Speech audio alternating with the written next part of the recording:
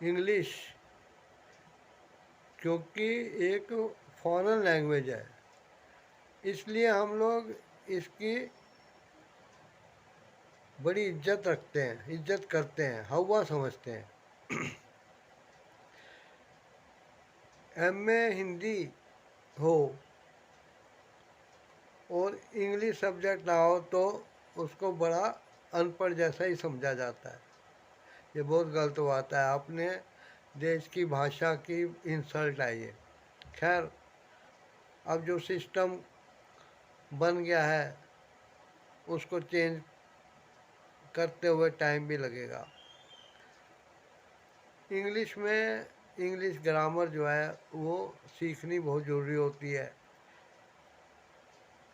क्योंकि इसके बिना जैसे एक शरीर है वो हड्डियों के बिना एक मजबूत और स्थायी स्ट्रक्चर नहीं पा सकता, वैसे ही विदाउट ग्रामर इंग्लिश या किसी भी भाषा का व्याकरण के बिना कोई सही तरीका नहीं है कि हम बोल पाएँ और अपनी बात समझा पाएँ या समझ पाएँ। आज हम हैज़, हैव और हैड इनके बारे में आप पढ़ेंगे।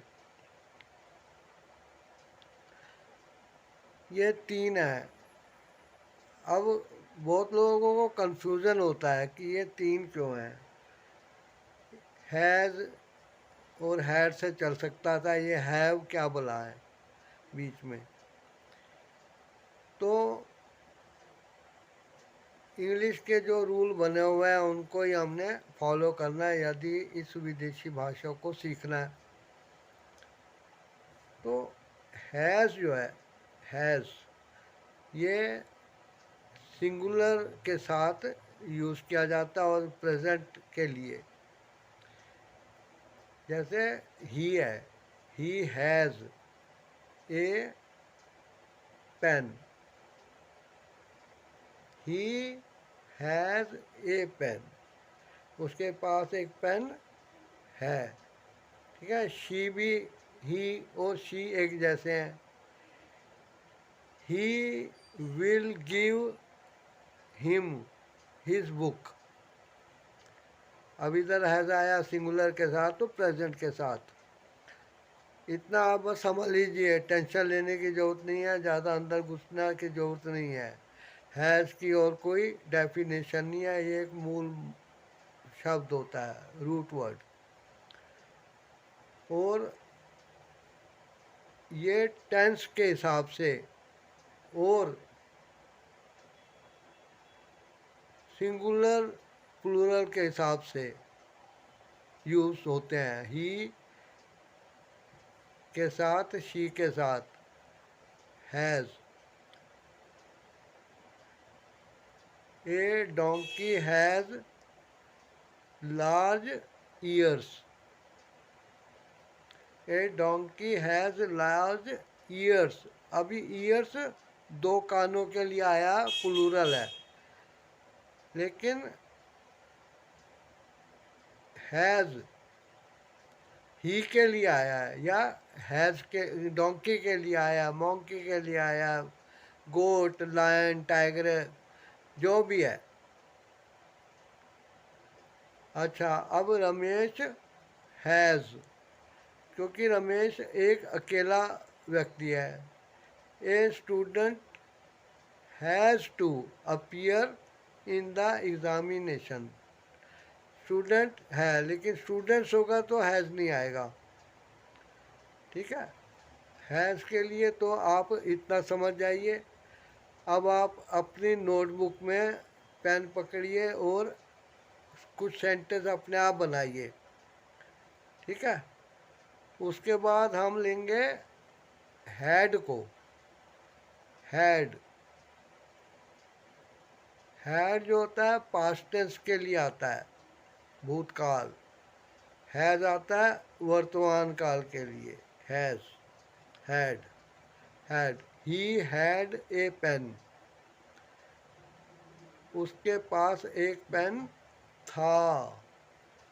अब हम सेंटेंस पूरा करेंगे तो आगे बढ़ के लिखेंगे he had a pen which he lost today. उसके पास एक पेन था जो उसने आज गुम कर दिया है। अभी आज तो वर्तमान है, प्रेजेंट, लेकिन जो मोमेंट पीछे छूट जाता है वो पास्ट टेंस हो जाता है। ठीक है, अब जब ये सेंटेंस कहा जा रहा है तो उससे पहले ही उसका पेन गुम हो चुका है। उसके बाद एक है हैव। हैव क्या है? ये ज़्यादातर प्लूरल के लिए आता है। अभी फ्यूचर के लिए यूज़ होगा और पास्ट के लिए भी होगा और प्रेजेंट के लिए भी करेंगे। अभी जैसे प्लूरल जितने होंगे उनके लिए आएगा have. They have, we have, we had, but we has नहीं होगा। अब जब हम वी हैड कहा जाएगा तो हैड पास्ट टेंस के लिए आ गया। We have to go to Delhi tomorrow, तो हमने कल दिल्ली जाना है। वी हैव टू गो, हमें जाना पड़ेगा, इसलिए हमने हैव यूज़ किया।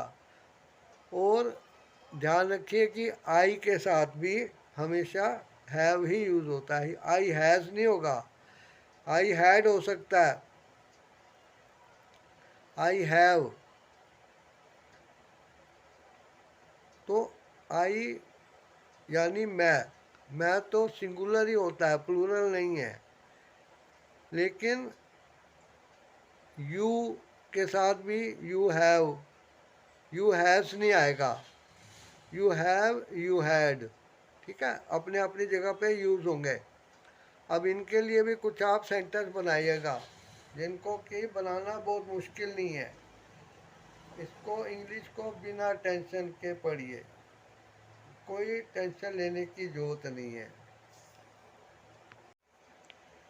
अगर मोटा मोटी बात की जाए तो ये शब्द जो है किसी चीज़ के होने को प्रकट करते हैं। जैसे he has a pen, he has a car, he has to work hard, he has a little pup, she has ए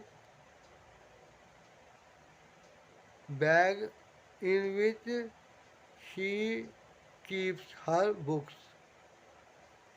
ठीक है, अभी हैड होगा तो इसके लिए क्या यूज़ किया जाएगा? हैड।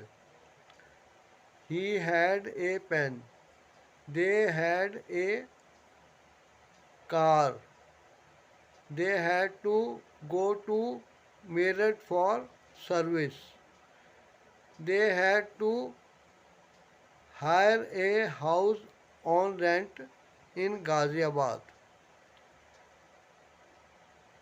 अभी have, I have to go to 30 Hazari court Delhi because I am an advocate. I have, I had very less clients in the past month.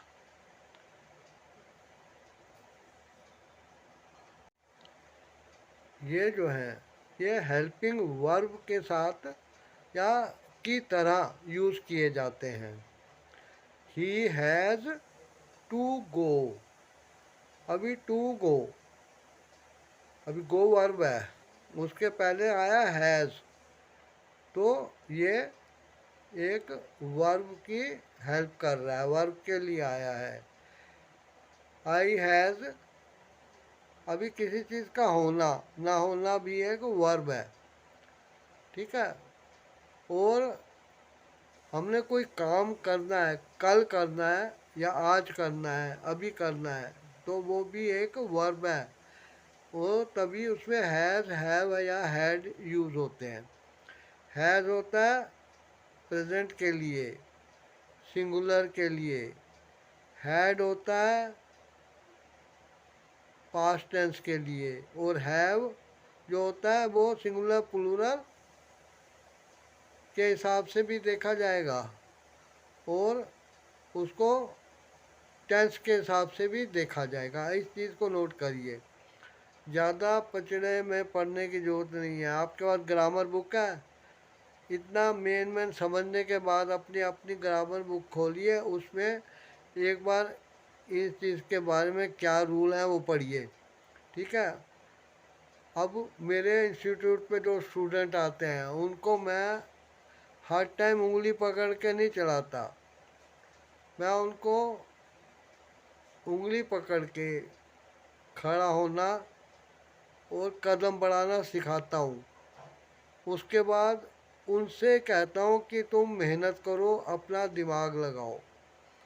अब टीचर पढ़ा रहा है और स्टूडेंट सो रहे हैं तो कोई फ़ायदा नहीं है। जब स्टूडेंट पढ़ेगा तो मतलब है कि वो जाग रहा है।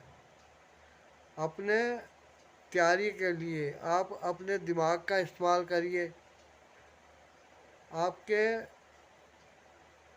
जो बुक वगैरह के चैप्टर हैं उनमें एग्ज़ाम्पल दे रखे होंगे। कई बुक में एक बीच में लाइन खींची होती है, एक तरफ हिंदी होती है, दूसरी तरफ इंग्लिश होती है।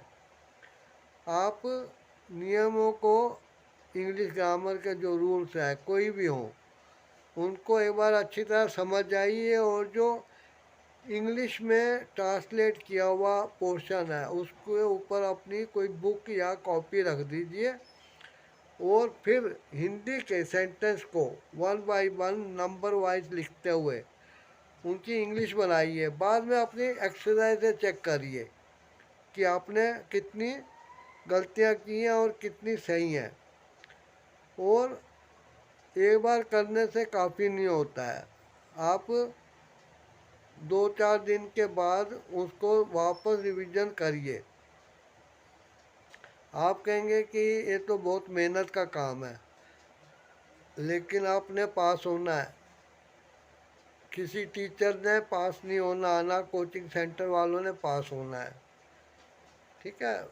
वो अपनी ड्यूटी जिस तरह तक करते हैं करेंगे, लेकिन कई इंस्टीट्यूट ऐसे भी होते हैं जो आइडेंटिटी कार्ड में वैलिडिटी ऑफ दिस कार्ड लिखकर, अब जैसे 2000 कितना चल रहा है,